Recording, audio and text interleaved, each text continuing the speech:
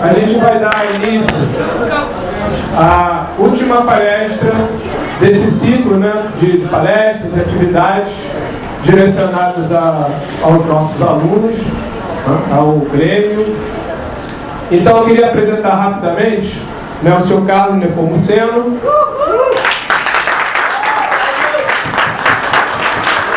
que vai conversar com vocês, falar um pouquinho da relação entre ética e mídia, né? Então eu só vou pedir desculpas aqui, que eu vou ter que me retirar, porque a gente está com duas atividades simultâneas. Vai começar o Copas lá no audiovisual, se eu não me engano. Então eu estou indo para lá, mas vocês vão ter a ótima companhia aqui do Carlos, e depois ele vai falar com vocês, e depois abrir para as perguntas, as considerações de vocês, tá bom? Então, ótima palestra, obrigado pela presença, Carlos, e daqui a pouco a gente está ali de volta. Obrigado.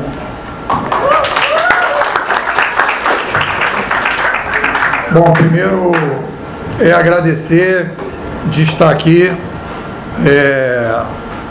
falando para um público mais jovem do que eu estou acostumado. Eu sou professor há mais ou menos uns 7, 8 anos, eu dou aula em pós-graduação, MBAs. A minha área de atuação é mídias digitais, e eu tento ajudar as organizações e as pessoas que trabalham nas organizações a tentar entender o que é que vai mudar no mundo com a chegada da internet, e como é que a gente pode utilizar essas ferramentas da internet para conseguir uma sociedade mais transparente, uma sociedade mais justa, uma sociedade mais equilibrada, em que a gente consiga construir organizações menos voltadas para elas mesmas e mais voltadas para fora. Então a gente pode depois falar um pouco sobre a visão e a perspectiva que a gente tem hoje no mundo. Vocês vão começar a vivenciar isso fortemente quando vocês forem entrar no mercado de trabalho. A gente está vivendo uma guinada na civilização. Vocês vão viver aí grandes mudanças na sociedade, grandes mudanças nas organizações, nas empresas, e grandes mudanças inclusive na escola também, né? Vocês talvez não estejam mais na escola, mas vocês vão assistir algumas mudanças muito radicais na escola em função da chegada dessas novas tecnologias. Eu estou gravando a palestra, eu tenho um canal no YouTube, tenho vários alunos que assistem a palestra dos outros alunos, que faço um troca-troca de aulas, né? Então eu vou colocar essa palestra no meu canal no YouTube. Se vocês acharem que querem ouvir de novo, ou se vocês acharem que uma pessoa que estava aqui, que você gostaria que fosse que eu visse e tal, vai estar lá. Eu passo o áudio, não o vídeo, mas o áudio vai estar todo lá. Então eu só queria resgatar um pouco o motivo. Essa palestra não foi assim uma palestra que alguém chegou assim, não, deixa o Carlos falar lá sobre algum assunto, né? Houve um motivo, né? Já houve um ciclo de palestras, né? Nós tivemos um problema no boletim da escola. Esse problema foi um problema que causou um certo sofrimento para algumas pessoas, né? Algumas pessoas contribuíram de forma anônima para o boletim. Esse boletim circulou na escola, e as informações que tinham no boletim de alguma forma feriram, né, determinadas pessoas pela maneira que foram colocadas determinadas coisas. E a escola, na minha maneira de ver, de uma maneira muito sábia, decidiu não ter uma punição para os alunos, e sim fazer um trabalho educativo de discussão. Então, o meu objetivo aqui é fazer uma problematização de algumas questões com vocês, e essa problematização vai um pouco numa pergunta que eu quero fazer para vocês.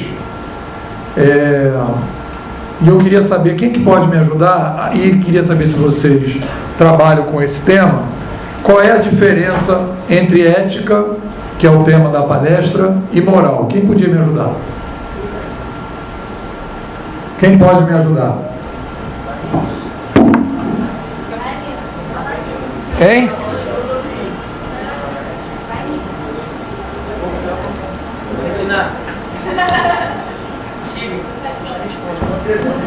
Para vocês ficarem animados, eu vou sortear esse cartão de visita meu aqui, ó, com direito a todos os meus endereços, frente e verso, azul, preto e branco.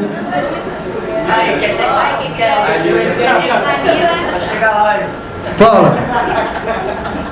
Pode chutar, gente. Qual é a diferença entre ética e moral? Ética é a forma de... Eu acho que ética é a forma de... Eu esqueci a palavra, mas de expressar a moral. Existe uma moral e aí você tem que botar a moral na prática. E acho que você coloca a moral na prática através da ética. Tudo bem. Fala você lá atrás. Não estou dizendo que está certo ou errado. Deixa ela falar. Deixa a outra falar. Fala. Obrigado. Tudo bem, agora alguém fala uma coisa. Não, a ética é coletiva e a moral individual. Tudo bem. Acho que a moral é relativa a certos grupos, eu acho, e a ética é uma coisa que se Certo. Quem mais quer ajudar? Eu faço esse exercício em sala de aula por uma questão de necessidade e preparação das pessoas para lidar com esse novo mundo digital. Depois eu posso explicar um pouco por quê. Eu tenho iniciado essa discussão sobre ética e moral com os meus alunos. De maneira geral, a filosofia trabalha da seguinte maneira: a moral é uma construção humana coletiva. Então, existem uma moral, digamos, geral e algumas morais específicas de algum grupo, de algum segmento, de alguma religião, de algum tipo de ajuntamento, em que define determinadas morais. A moral é sempre algo coletivo. Quando você tem uma lei na sociedade, essa lei é uma expressão de uma determinada moral. E a ética, diferente da moral, a ética, ela sempre é individual. A ética sempre é individual. E aí alguém vai perguntar assim: mas peraí, o código de ética dos médicos? O código de ética dos médicos, ou o código de ética dos psicólogos, ou o código de ética dos jornalistas, apesar de chamar código de ética, é um código de conduta moral. A ética sempre se remete a cada pessoa. Cada um tem, num determinado momento, que tomar uma decisão, e essa decisão que vai ser tomada é uma decisão ética. Não existe uma regra para a ética. A ética, no momento que existem regras para a ética, ela deixa de ser ética, ela passa a ser moral. E isso, quando a gente diz que então a gente está trabalhando com ética, e eu vou tentar trabalhar com ética e mídia, eu não posso chegar para vocês e dizer como vocês deveriam ter procedido em relação ao boletim. Porque essa decisão é uma decisão ética e depende das pessoas. Existe uma conduta moral que define o que vocês têm que fazer, e vocês vão ter a liberdade de tomar uma decisão a partir dessa conduta moral e decidir se vocês vão acatar a conduta moral aconselhada ou requerida, ou se vocês vão modificar. Então vou dar um exemplo para vocês, muito simples, para vocês entenderem a diferença de ética e de moral. Quando a gente tinha no Brasil, antes da abolição da escravidão, era moralmente aceito no país que você tivesse um escravo. Era moralmente aceito que, se aquele escravo fugisse, você fosse lá e punisse aquele escravo de alguma forma. Então moralmente era aceito que você tivesse um escravo. Ninguém poderia criticar o outro de um ponto de vista moral para dizer: você não pode ter escravo, porque eu quero dizer, não, está na lei, eu estou me aproveitando da lei. Se a lei diz que eu posso ter escravo, eu tenho escravo. Então, quando a gente começa uma discussão sobre o fim da escravidão, nós começamos uma discussão ética para dizer: será que os negros não têm alma? Será que os negros não são humanos como os outros humanos? Será que é eticamente aceitável que a gente tenha escravos? E aí, a partir de uma discussão ética, nós fizemos uma mudança de concepção moral e transformamos a lei E a lei passou a ser, então, uma lei que proibia o trabalho escravo. Então, hoje, quando você vê no Brasil, em alguns lugares, você diz assim, fulano descobriram um trabalho escravo em algum lugar, que o fulano foi para lá, não está recebendo salário, não consegue sair, etc, etc, né? Aquela pessoa está indo contra a moral vigente, né? Antes você tinha a sociedade aceitando aquela moral, e depois você tinha a sociedade não aceitando aquela moral. Então, quando as pessoas vêm para cá, e aí estão falando assim, bom, a gente está discutindo aquele problema do boletim, então agora o cara vai dar aqui para a gente uma lição moral. Eu teria que dar uma lição moral. A minha lição moral seria se eu dissesse para vocês o que vocês têm que fazer. Eu não vou dizer para vocês o que vocês têm que fazer. Eu vou fazer uma problematização ética em relação à conduta, para que vocês possam, num outro momento, tomar uma decisão do que como vocês vão agir. Porque a liberdade ética depende de cada um. Se você, por exemplo, está no período da guerra, da Segunda Guerra, você está num prédio e você sabe que, por exemplo, num determinado apartamento tem determinadas pessoas que estão se escondendo e são judias. E aí você tem uma decisão ética que você vai tomar. Se você vai proteger essas pessoas e vai esconder, ou se você vai denunciar essas pessoas. Essa é uma decisão ética. A moral vigente da sociedade que se estabelece na lei é, se você souber que existe um judeu escondido, você tem que denunciar esse judeu. Então, moralmente, você seria obrigado a denunciar esse judeu. Mas, eticamente, você poderia não denunciar. Porque você poderia dizer que, eticamente, apesar da lei dizer para mim que eu tenho que denunciar, eu posso tomar uma decisão ética e não denunciar. Ficou claro a diferença? Essa é uma diferença importante, porque essa diferença vai abrir para a gente uma discussão muito interessante, que é a discussão sobre liberdade, que é uma discussão sobre felicidade, que é uma discussão sobre autonomia, que é uma discussão sobre livre-arbítrio que nós temos. Então, qual é o conflito? E aí eu digo para vocês que não é vocês que têm esse conflito. A partir do momento que vocês nasceram, vocês herdaram uma série de problemas da humanidade, uma série de passivos da humanidade, né? Vocês chegaram ao mundo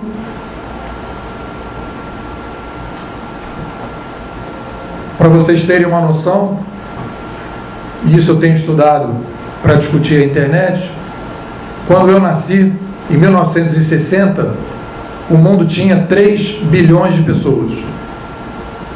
3 bilhões de pessoas. Quando eu tinha por volta de 6, 7 anos, que eu comecei a me lembrar das coisas, a cidade do Rio de Janeiro, eu não sei exatamente qual é a população da cidade do Rio de Janeiro, mas eu posso dizer para vocês o seguinte: não existia grade em nenhum prédio da cidade, em absolutamente nenhum. Não existia uma coisa chamada porteiro eletrônico. As pessoas entravam no seu prédio como se fosse uma vila e batiam na sua porta. Não existia porteiro eletrônico. Eu, com 6, 7, 8 anos de idade, já andava de ônibus na cidade. Eu pegava ônibus, com 9 anos eu pegava ônibus, né? Então a gente não consegue perceber a relação que existe de redução de qualidade de vida, um aumento da demografia. Então a gente saiu de 3 bilhões quando eu nasci, e nós hoje temos 7 bilhões de pessoas, praticamente quando vocês nasceram. E isso tem um impacto muito grande na qualidade de vida da gente, tem um impacto muito grande na qualidade de como a gente trata a natureza, tem um impacto muito grande de como a gente trabalha nas escolas, e tem um impacto muito grande nas empresas, e tem um impacto muito grande no dia a dia da gente. Então, o conflito que eu quero trabalhar com vocês é o seguinte: eu quero analisar, do ponto de vista ético, os vários atores que participaram desse problema que aconteceu no boletim. E aí, como eu disse para vocês, não é uma discussão moral, Eu não vou chegar para vocês e dizer, deveria se fazer assim ou assado. Eu vou mostrar para vocês qual é a discussão ética que está colocada, quais são os conflitos que estão colocados e como é que a gente poderia pensar essa questão ética no que aconteceu, já refletindo um pouco sobre o papel da mídia e o papel de um grupo responsável por um boletim, por um jornal.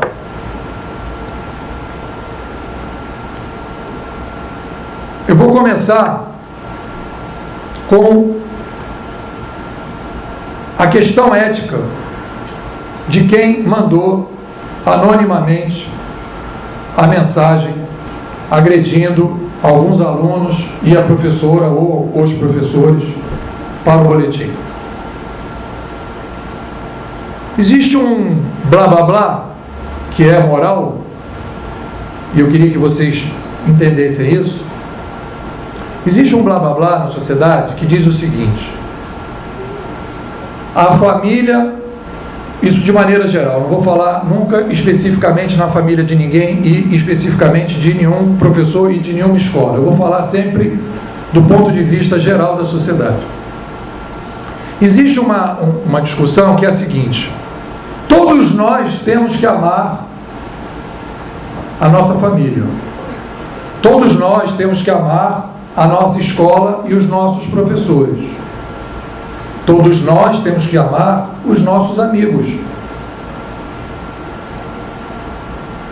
todos nós temos que amar a sociedade de maneira geral. Só que a gente sabe que dentro da gente, a gente não consegue amar o tempo todo. A gente tem raiva. E a gente também tem uma coisa que é uma coisa que eu vou chamar de ódio em alguns momentos. Quando você leva uma bronca, sem saber por que levou a bronca, você acha que foi injustiça, você fica com raiva. Você fica com uma sensação ruim, você fica com ódio dentro de você. E quando a gente tem alguém dizendo no boletim que está com raiva, ele quer expressar essa raiva, quando ele diz que ele não gosta, ou ele não está gostando naquele momento da professora, ou ele está com raiva do outro aluno, ou que ele está com raiva de determinado professor, ele quer expressar essa raiva. Então, quando a gente diz assim, do ponto de vista da pessoa que fez a denúncia anônima, o que ele está expressando é o seguinte: é uma coisa que todo mundo tem. Eu tenho raiva, eu tenho ódio, eu por algum motivo tenho raiva de determinada pessoa e por algum motivo eu tenho ódio dessa pessoa. Isso é normal. Isso não é anormal. Seria anormal se a pessoa dissesse que não tem raiva de ninguém, não tem ódio de ninguém, que gosta de todo mundo, que nunca sentiu raiva de ninguém, em nenhum momento, dentro de sala de aula, com os amigos, em casa, com o irmão, que nunca sentiu raiva, que nunca teve vontade de pegar e jogar uma panela na cabeça de alguém, de pegar alguém e jogar pela janela, de pegar um professor e jogar um coquetel molotov na cabeça do professor.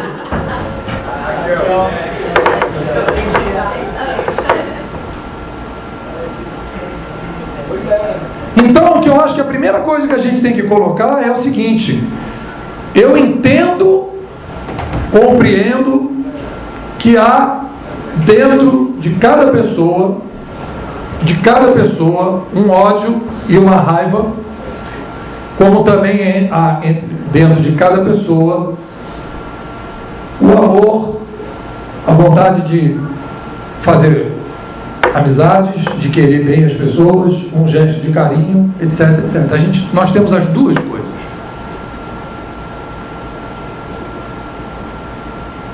Quando a gente vai falar de ética, a gente não pode censurar a pessoa moralmente porque a pessoa tem raiva de um determinado professor. Eu não posso chegar aqui e dizer: eu estou chateado com aquele aluno porque ele tem raiva de um professor. Eu acho normal ele ter raiva do professor, porque ele é um ser humano e aquele ser humano tem raiva do professor, tem raiva do outro aluno, tem raiva do amigo, tem raiva da amiga. De repente ele quis namorar a menina deu um fora nele, ele ficou com raiva da menina. A menina queria namorar o cara, ela ficou com raiva do cara. Então isso tudo são sentimentos humanos. O problema, e aí vem o problema ético, que é o seguinte: se a gente viver numa sociedade que todo mundo resolve pegar de noite um coquetel molotov e jogar em cima de todo mundo, porque tem raiva um do outro, no dia seguinte está todo mundo queimado e acabou a cidade. Então, para que a gente possa ter uma convivência na sociedade, nós temos que começar a tentar administrar os nossos sentimentos mais, digamos, eu vou falar entre aspas, não, entre aspas não, acho que destrutivos seria o melhor termo, não precisa botar aspas. Eu ia falar negativo, mas eu acho que destrutivo. Então, o sentimento destrutivo de você querer matar, de você querer jogar um coquetel molotov, de você querer quebrar, esse é um sentimento que faz parte da gente. A gente não pode censurar um aluno de ter esse sentimento, pelo pai, pela mãe, pelo tio, pelo prefeito da cidade, pelo governador, pela Dilma, pelo Obama que está espionando todo mundo, pelo tataravô, o bisavô, a avó, a tia, aquela menina que é mais bonita que você, aquele cara que está namorando aquela menina que você queria que namorasse você, está te namorando, e aquela confusão, você tem raiva. Você tem raiva. Mas a questão ética que se coloca, e aí eu vou trazer para vocês um filósofo, que é um filósofo que eu gosto muito, que chama Heidegger, Martin Heidegger. Olha só que coisa interessante que ele diz. Ele diz uma coisa interessante para a gente pensar essa questão ética. Ele diz assim: nós não nascemos seres humanos. Nós somos um projeto de ser humano. E nós só vamos virar um ser humano a partir do momento em que a gente começar a fazer opções humanas.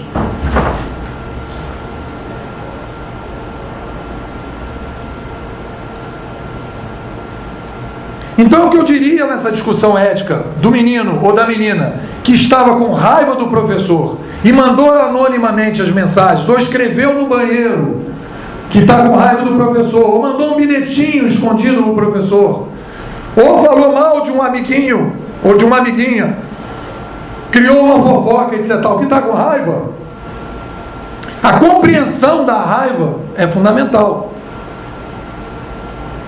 Agora, o que a gente tem que fazer e a gente tem que discutir é o seguinte: tudo bem, você tem raiva, mas o que nós vamos fazer com a raiva que nós temos? Essa que é a questão. Independente, olha aí que eu vou dizer para vocês, independente da violência que fizeram com vocês, independente do abuso que vocês podem ter sentido em casa, em sala de aula, do seu irmão, independente a cacetada que você ganhou da polícia quando foi para a manifestação, independente a raiva que você tem do prefeito porque ele tomou uma determinada atitude que você não gostou, independente de tudo isso, o que você vai fazer com essa raiva? Quando o pessoal está indo para a rua e vai quebrar vidraça e diz: eu estou quebrando vidraça porque eu fui violentado quando eu era criança, ele está se eximindo da responsabilidade de uma decisão que ele tem. Porque você pode agir a partir de uma ação que fizeram com você. A ação que fizeram com você não é sua, mas a reação é sua. E aí a gente começa a discutir a ética, porque a ética tem a ver com liberdade da decisão e liberdade da ação que você vai tomar, apesar daquilo que fizeram com você. E aí eu vou colocar uma discussão, que é um outro filósofo, que é um seguidor do Heidegger, que é o Sartre, que diz o seguinte: nós somos aquilo que nós conseguimos ser, apesar de tudo que fizeram com a gente. Eu vou repetir: nós somos aquilo, tudo que a gente consegue ser, independente do que fizeram com a gente. Então, quando a pessoa resolve se expressar e agredir um colega, e eu não estou falando aqui só de professor, e ela resolve quebrar uma agência na cidade mascarada, ou ela resolve anonimamente colocar no boletim, ou mandar para o boletim um ataque ao professor, contando que os alunos do Grêmio não vão ver aquele ataque, ou contando de alguma forma que aquele ataque vai sair de alguma forma, e ele vai poder se esconder daquele ataque, ele está extravasando a raiva dele. Ele está extravasando a raiva dele.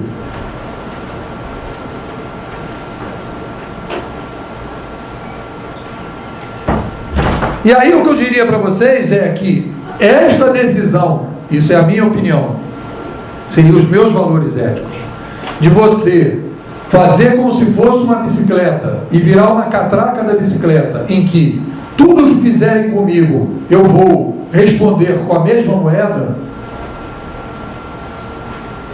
você está se eximindo de ser e de tomar as suas próprias decisões. Então, eticamente, há um problema quando você resolve jogar a sua raiva do ponto de vista destrutivo. Porque eu vou dizer para vocês o seguinte: não existe nada melhor para quem está abusando da sociedade hoje, para quem tem um tipo de controle de abuso, não existe nada melhor do que combater a violência com violência. Porque quem abusa é PhD em violência.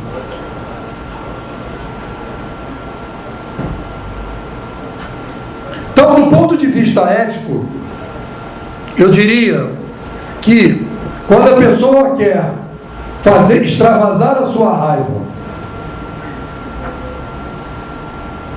e não transformar a sua raiva em algo criativo e produtivo, ele não está contribuindo para minimizar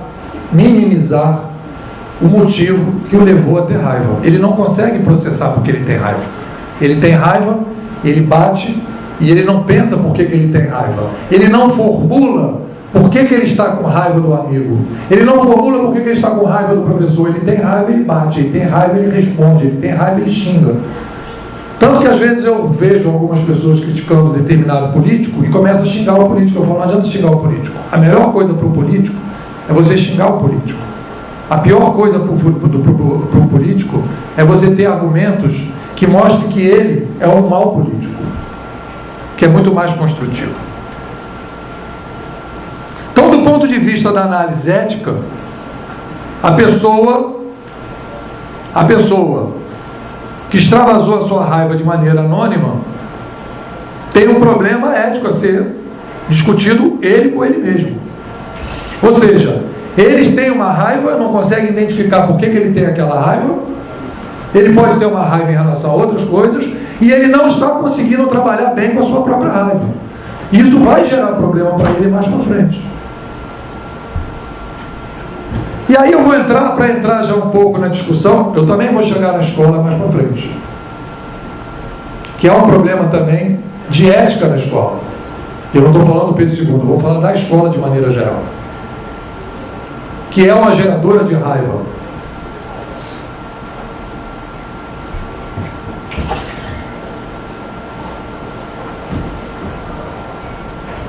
Então eu diria para vocês que quando a gente vai procurar uma alta taxa de humanidade, quando a gente vai procurar uma alta taxa de humanidade na sociedade, que a gente vai procurar ser um pouquinho mais humano, que a gente vai procurar mais sabedoria, o que a gente tem que conseguir fazer é transformar, entrar de um lado os abusos, as raivas que a gente tem, e sair de outro lado processos construtivos. A gente tem que conseguir ser essa usina de transformação de raiva em criatividade. Isso que é ser humano. Eu vou lembrar a vocês um caso que eu acho que a gente poderia dizer que a pessoa tinha todos os motivos para sair com a metralhadora atirando, e todo mundo ia dizer, não, ele moralmente podia fazer isso. Eu vou lembrar a vocês o Mandela. Todo mundo sabe que houve o apartheid, todo mundo sabe a violência que foi o apartheid na África do Sul contra os negros. O Mandela fica praticamente 20 anos da sua vida na prisão, e quando ele sai da prisão, ele propõe resolver o problema do apartheid não com violência, mas com diálogo e com sabedoria. E ele conseguiu, ao longo do tempo, minimizar o impacto do apartheid na África do Sul. Então, naquele momento, ele está dando que exemplo? Ele está dizendo, não adianta eu combater a polícia da África do Sul com violência, porque a polícia da África do Sul é muito mais competente com a minha capacidade de ser violento. E o que é que vai acontecer? A raiva que as pessoas têm do atual governo continuará sendo cada vez mais raivosa. E a gente vai chegar num determinado momento que todo mundo vai sair se matando. Com uma baixa taxa de humanidade e uma baixa taxa de sabedoria. Quando a gente vai para a discussão ética de ter um boletim e de ter uma participação política na sociedade, que é o caso do Grêmio,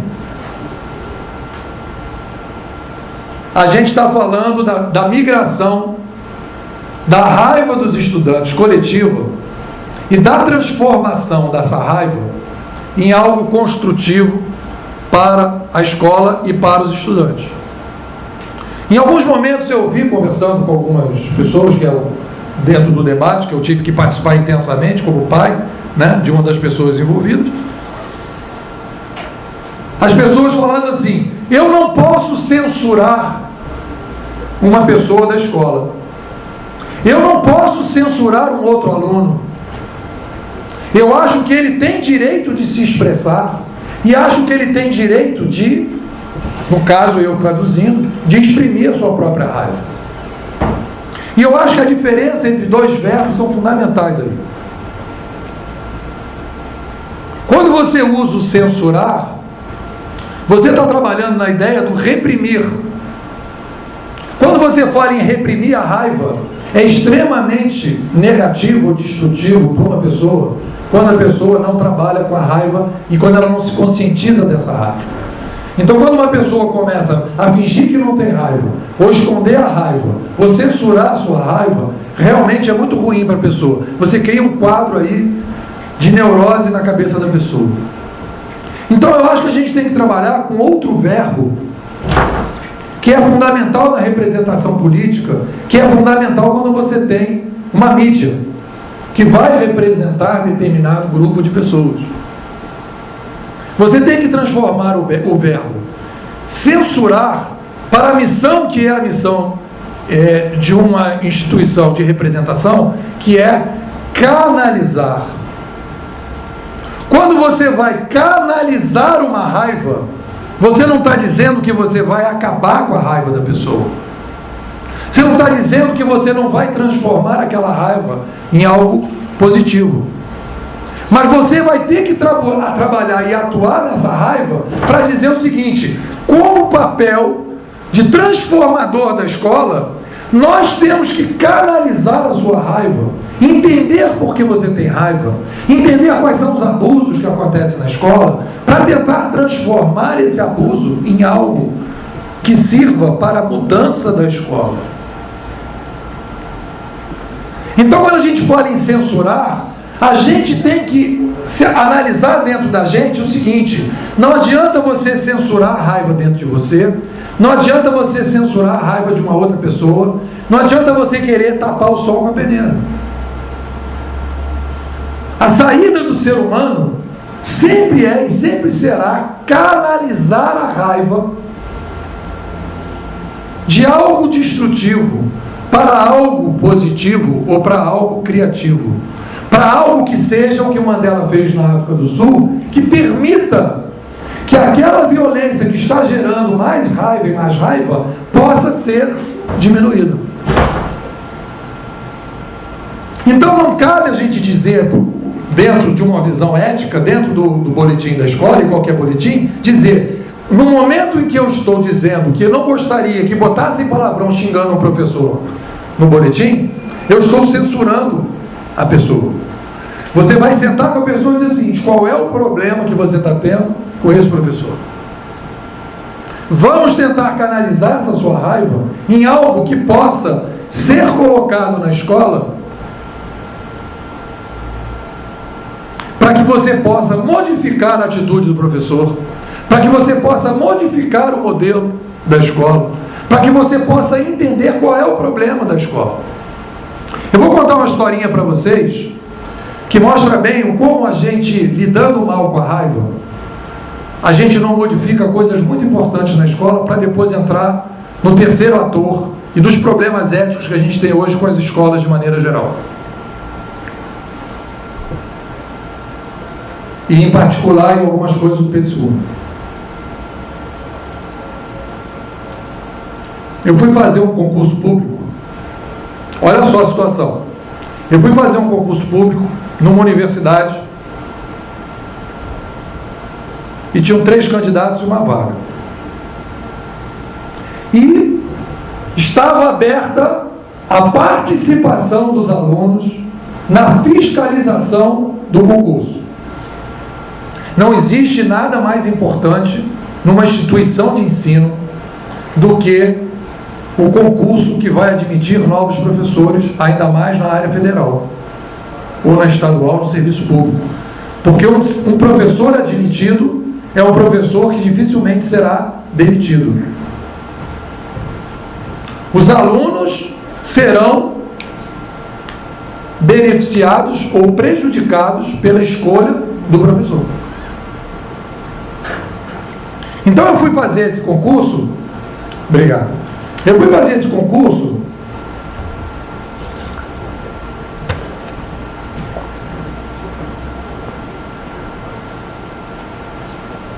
e claramente o concurso foi carta marcada. Eu não fui nem tão prejudicado, porque eu fiquei em terceiro lugar. Mais prejudicado ficou o candidato de segundo lugar. Claramente, vários indícios mostraram que houve uma armação para determinada pessoa entrar dentro da universidade.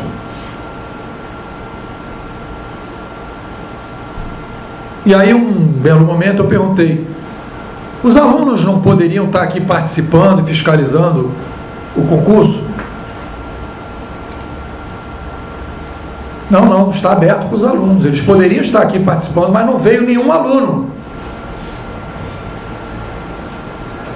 Aí quando eu desci para ir embora, num dos dias lá dos exames, eu encontrei um conjunto de alunos dando trote um nos outros. Ou seja, a raiva que os alunos tinham dos problemas que eles tinham na escola estavam naquele momento sendo jogadas para o outro aluno. Quando, na verdade, se eles tivessem feito uma discussão, por que eles têm raiva? Por que eles estão insatisfeitos na escola? Por que eles não gostam do professor que eles estão dando aula? Se eles tivessem feito essa discussão, eles teriam chegado a uma conclusão que eles deveriam estar participando efetivamente do processo do concurso. E naquele dia, por uma falta de discussão ética, de como eles deveriam atuar na escola, eles estavam dando trote uns nos outros. Ou seja, eles estavam escolhendo o inimigo errado. Eles estavam brigando entre eles quando estavam no alto do terceiro andar, acontecendo uma maracutaia, que eles iam ser os responsáveis e que eles iam ter mais raiva, ou talvez não, do novo professor que estava sendo escolhido, não pelos critérios meritocráticos escolhidos e definidos pelo edital. Então estou mostrando para vocês o quanto a falta de percepção e de discussão sobre a raiva faz com que a gente tenha um caminho E que cada vez mais o problema da raiva vai aumentando. E as pessoas têm uma tendência, isso é uma tendência natural, de a gente atribuir ao outro os nossos problemas. E a gente nunca bota o dedo para a gente mesmo. A gente fala assim: ah, fulano fez isso comigo, fulano aconteceu isso comigo, eu não gostei disso por causa disso, fulano fez aquilo, o meu problema é a Dilma, o meu problema é Eduardo Paes, o meu problema é o Sérgio Cabral, e o problema nunca é você.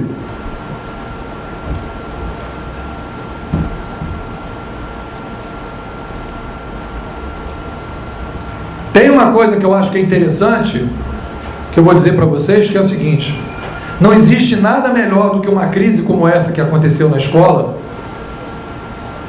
para que vocês possam botar o dedo para vocês fazerem uma avaliação individual, cada um fazer a sua avaliação.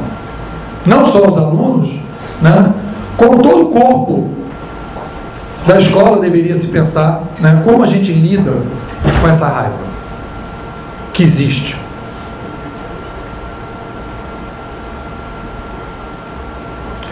O terceiro personagem dessa história é a escola. Eu posso dizer para vocês que eu conheço Pedro II porque eu sou ex-aluno do Pedro II, fiquei só um semestre. Conheço Pedro II já de muito tempo. E tenho feito uma discussão em função de dar aula e em função dos meus estudos digitais, para dizer que já faz bastante tempo, desde o século passado, do início do século passado, que muitos autores, e não são poucos autores, tem um americano chamado John Dewey, D-E-W-E-Y, e depois você tem o próprio brasileiro Paulo Freire, que diz que o modelo atual da nossa escola está completamente fora de propósito e obsoleto.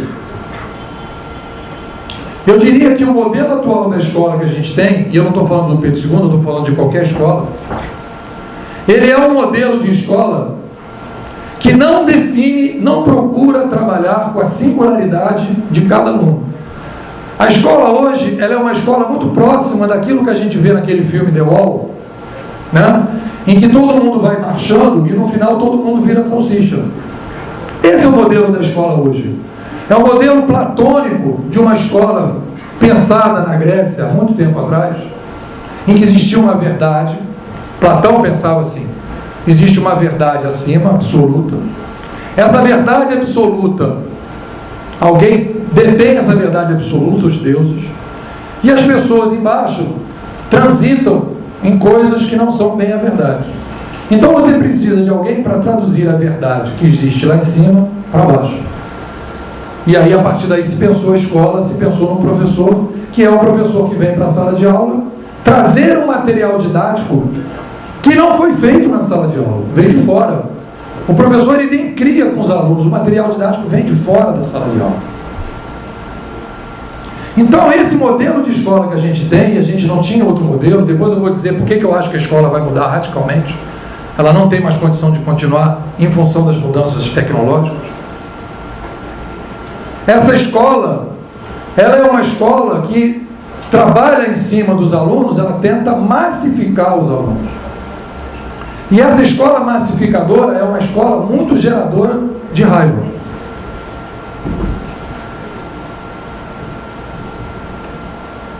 Eu não estou falando do Pedro II. Eu estou falando do Brasil só, não. Eu estou falando do modelo. Essa é uma discussão internacional sobre escola, no mundo todo. E eu diria para vocês que essa escola que vocês têm hoje, ela não vai mudar e não mudou, porque as empresas que vocês vão trabalhar, a maior parte das empresas que vocês vão trabalhar, são empresas que vão querer que vocês apertem botão. E as empresas pedem que a escola seja uma escola que seja uma escola que aperte o botão. Se você tiver uma empresa que quer apertador de botão, vocês terão uma escola de apertadores de botão. Só que a empresa que pedir apertação de botão, essa empresa está mudando em função das mudanças que a gente está vivendo no mercado de trabalho. com a chegada da internet, com a chegada da inovação, com a chegada de um mundo completamente diferente, que vai obrigar a escola a não ser mais a escola que é hoje. Então eu diria para vocês que existe uma discussão ética, porque a moral hoje diz o seguinte: essa é a escola. E eu diria para vocês que eticamente essa escola não faz mais sentido. Eticamente essa escola não está formando pessoas para pensar, essa escola está formando pessoas para memorizar. Essa escola está formando pessoas para obedecer. Essa escola está formando pessoas para não criar.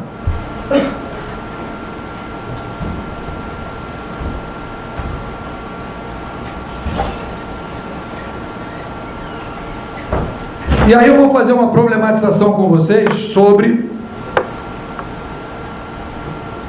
um fato que acontece aí já especificamente do Brasil, que eu acho que é um gerador de raiva também, e que vocês deveriam trabalhar e lidar com isso, como uma das questões, na minha opinião, centrais na discussão dos estudantes, que deveria isso sim estar dentro do boletim, e não as pessoas fazendo uma discussão de trotezinho, uma brincadeira, deveria colocar as questões que geram as raivas das pessoas. Do ponto de vista moral e do ponto de vista legal, se estabelece no Pedro II um avanço em relação ao meu tempo, que é a eleição para representantes da reitoria e dos diretores de unidades. Na minha época não tinha isso, e hoje tem. Eu acho que foi um avanço. Mas eu acho que a eleição para diretor das unidades, ela é uma geradora de mais raiva dos alunos. E eu vou explicar por quê. Quando você tem uma eleição, isso não é só no Pedro II, você vai ver isso em várias instituições federais, Fiocruz, várias instituições que têm eleições por aí. Qual é o problema que acontece? A gente, teoricamente, está vivendo uma democracia. Só que acontece o seguinte: a forma da eleição, o modelo de divisão da eleição, significa o seguinte: teoricamente é assim, né? 1/3 servidores, 1/3 professores, 1/3 pais e alunos. Só que, na verdade, o que você tem hoje é 2/3 servidores e 1/3 pais e alunos.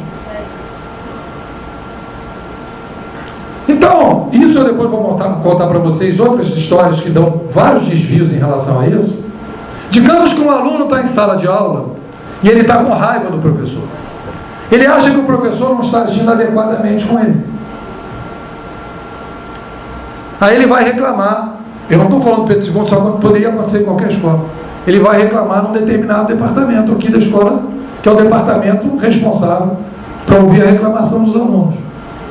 Só que é incoerente do ponto de vista da gestão você ter uma pessoa que fiscaliza em cima ser eleito por alguém que é fiscalizado embaixo. Não vai dar certo isso nunca. Então o que acontece? O aluno vai reclamar do professor e aquele professor é eleitor daquela pessoa que vai receber a reclamação, que é a direção. A possibilidade da direção tomar uma atitude contra o professor é muito menor do que se tivesse um outro modelo de eleição dentro da escola, em que o aluno e o pai tivessem mais peso que representasse a sociedade.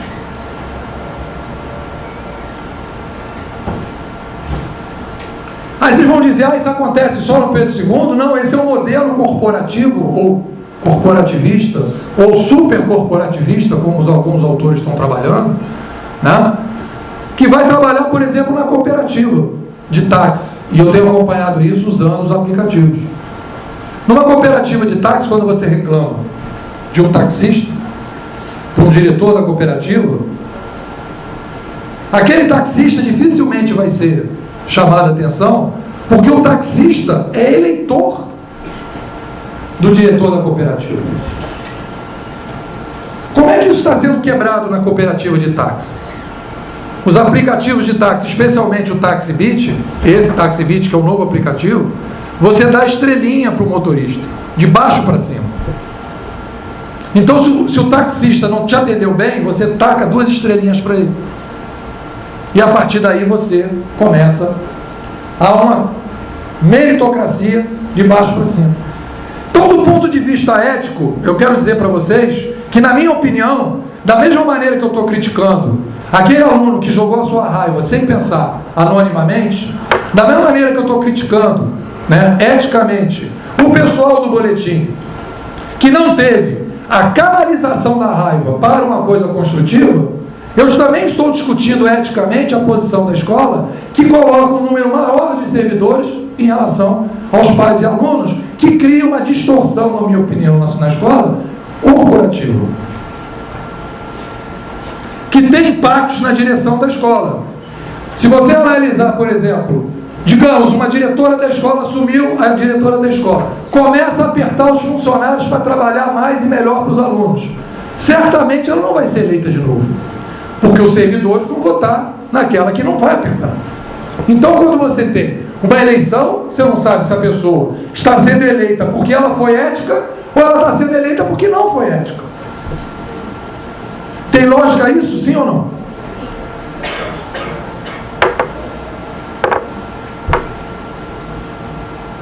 Então, eu diria para vocês que a gente vive hoje, a escola é um reflexo da sociedade que a gente vive hoje. Nós vivemos um mundo hoje extremamente moralista, um mundo que defende a moral e muito pouco ético. Eu tive ao longo desses últimos 7 anos mais de 1000 alunos. Eu posso dizer para vocês que eu trabalho com os meus alunos com aulas participativas, converso o tempo todo. Então eu conheço muito bem o perfil dos meus alunos, porque o tempo todo a gente conversa. Então eu posso dizer para vocês que a gente está saindo, que eu vou chamar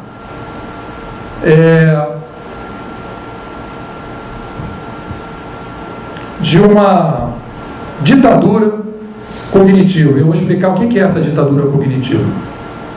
Nós tivemos ao longo dos últimos 100, 200 anos uma concentração muito grande dos canais de expressão das pessoas. Quando as pessoas dizem que a gente vive uma democracia de liberdade de expressão, a gente vivia uma liberdade de conteúdo e não uma liberdade de canais de comunicação que a internet trouxe. Uma coisa é você ter conteúdo da TV Globo, da Rádio Globo, do jornal, etc. Outra coisa é você ter um canal no YouTube, um canal no Facebook e um canal no Twitter que você pode se comunicar e expressar a sua verdade. Então eu queria dizer que essa expansão cognitiva, essa democracia que nós estamos entrando agora, que são as democracias dos canais, que aconteceu em 1450 com a chegada da prensa, nós tivemos, a partir de 1450, uma primavera no mundo.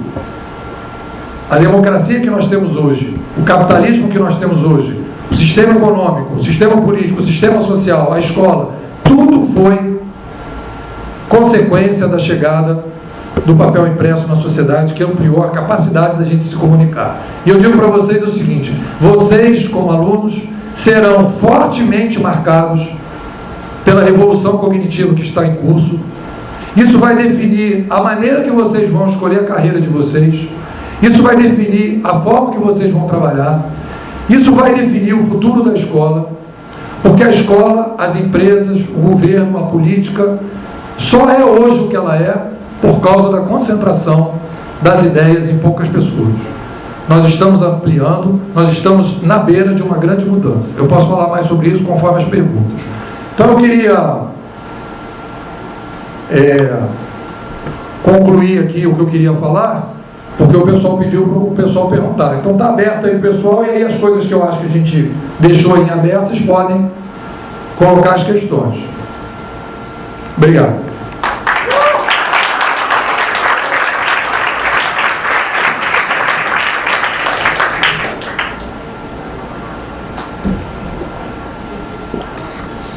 Fala. É porque você falou da representação entre servidores e alunos na escola.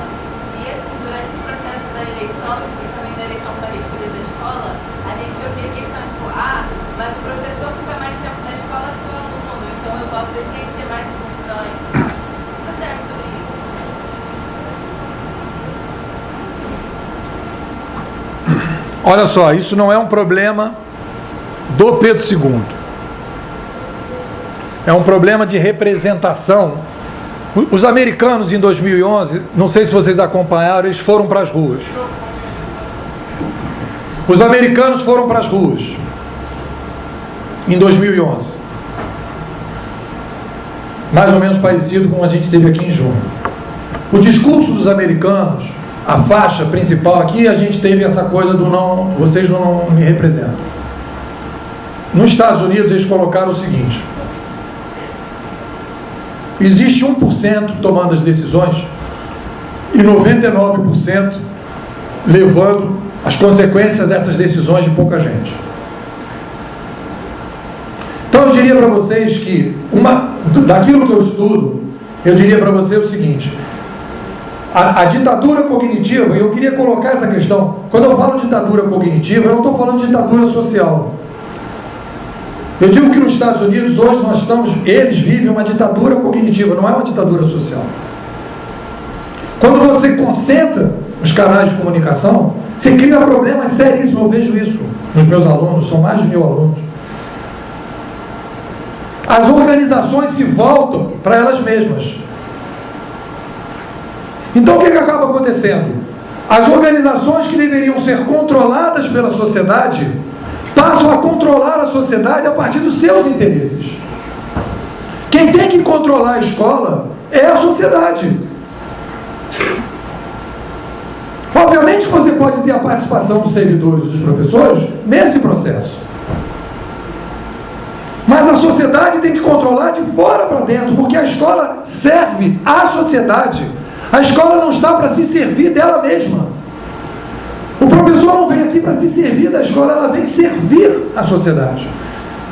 Então, se o aluno disser, determinado professor está me incomodando, determinado professor não está me satisfazendo, a sociedade tem que intervir para que aquele professor não continue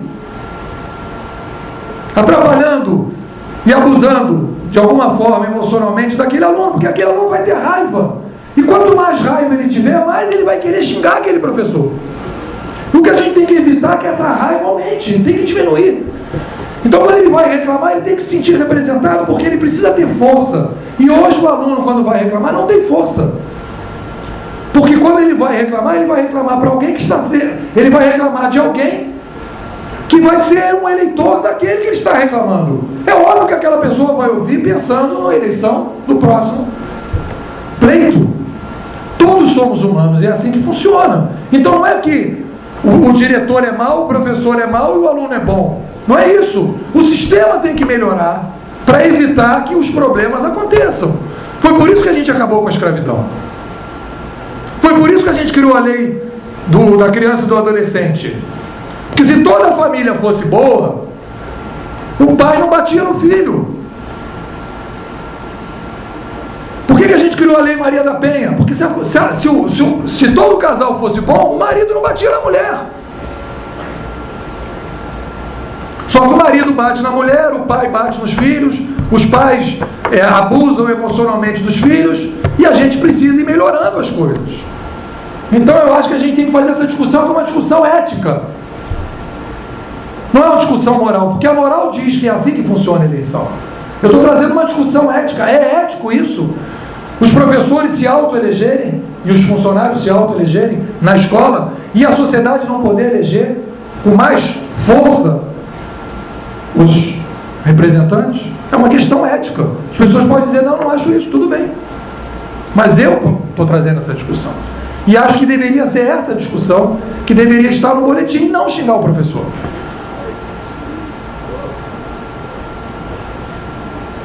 Não sei se eu respondi.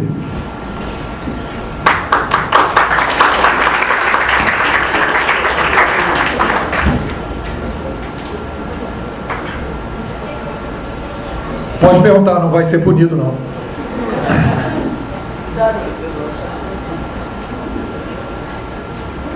O pessoal falou que ia chover, pergunta, né? Eu acho que a nuvem passou batida, né?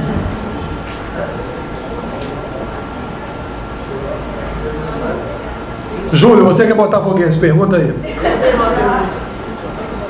Você falou da ditadura cognitiva, a gente não tem liberdade de assim, expressão, mas sim liberdade ao conteúdo.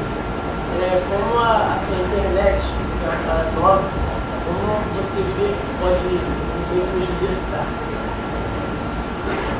Olha só, essa pergunta do Júlio é a minha tese de doutorado de 2011. Mas eu não vou falar da minha tese de doutorado, não. Olha só.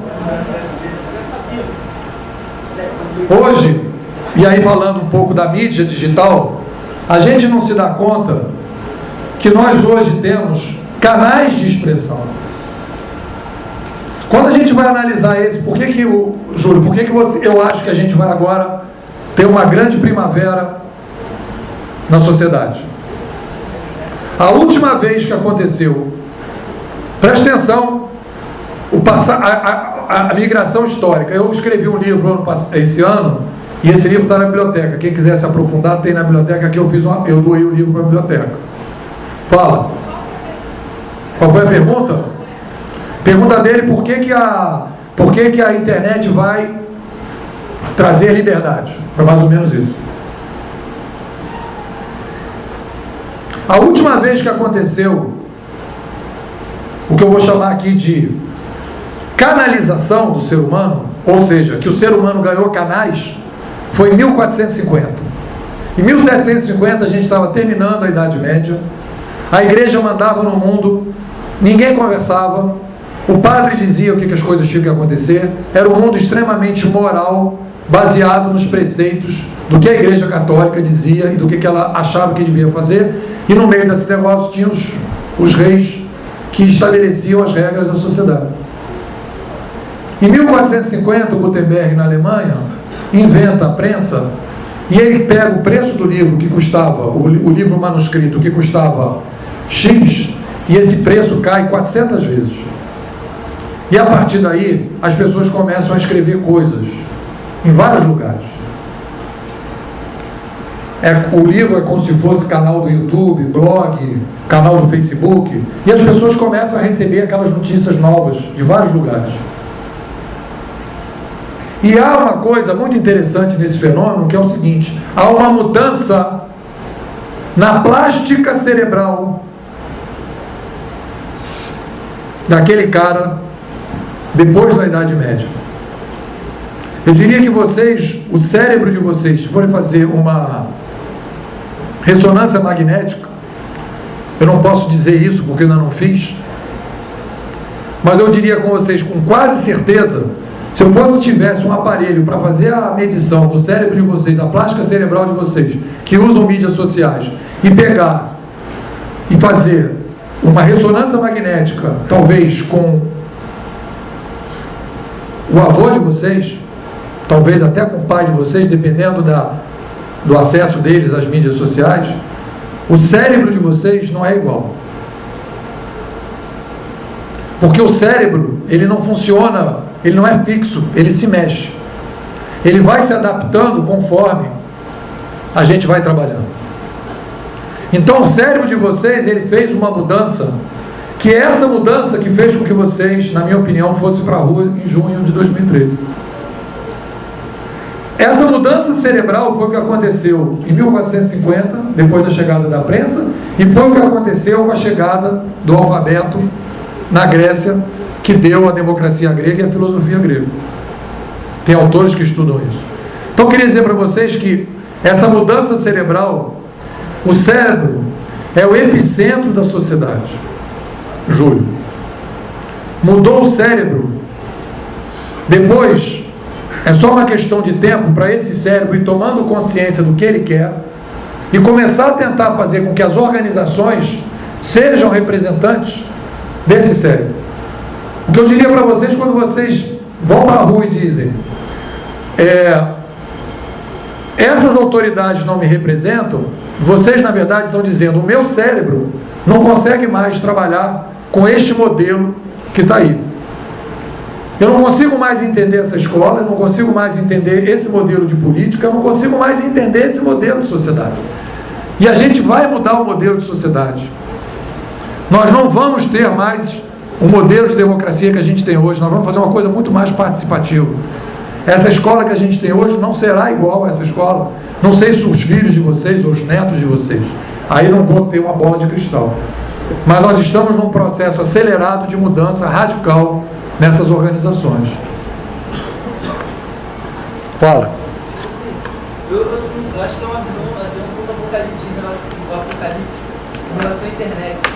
Eu acho que, tipo assim, a internet era uma novidade, assim, tem pouco tempo, assim, 10 anos. 10 não, tem um pouco mais.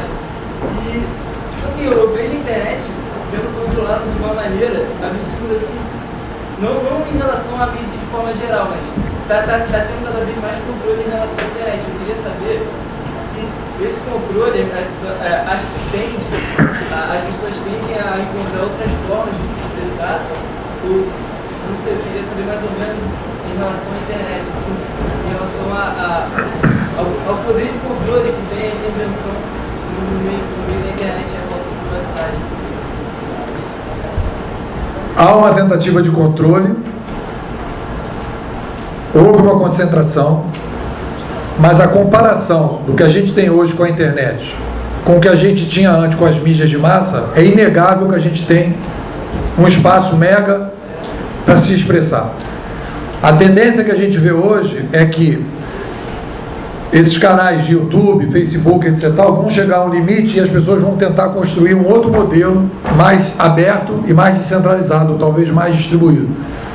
De fato, isso vai acontecer e eu acho que vai acontecer. Mas se a gente comparar o que a gente tinha, as pessoas às vezes falam assim, o pessoal não sai do Facebook. Era tão bom aquele tempo quando ele não saía da televisão. Né? Era tão bom aquele tempo que a pessoa passava o dia inteiro lendo um livro. Quer dizer, então a pessoa podia ficar viciada no livro, podia ficar viciada na televisão. Mas agora está viciada no Facebook. Só que o vício do Facebook é um vício interativo. E eu não acho que o vício é legal. Mas é um vício interativo, de troca. E isso está criando um novo modelo de troca, e vai criar um novo modelo de trabalho, e vai criar um novo modelo de escola a partir dessa nova possibilidade. Eu acho que está acabando, né?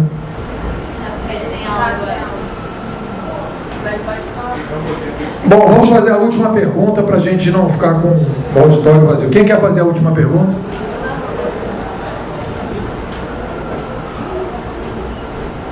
Marina, faz a última pergunta.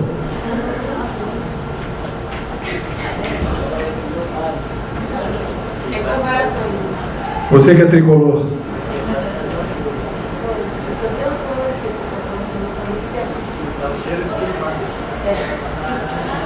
Não sei, cara. Não sei. Eu acho que. Flora.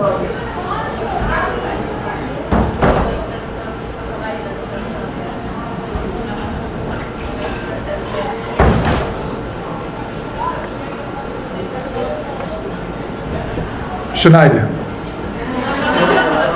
Não adianta se esconder, não.